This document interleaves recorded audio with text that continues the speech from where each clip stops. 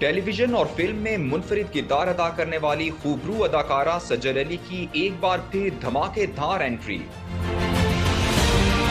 अब के बाद सजल अली वो किरदार निभा रही हैं जो इंतहाई मुश्किल है। जी हां, सजल अली मादिरे मिल्लत के रूप में नजर आने वाली हैं।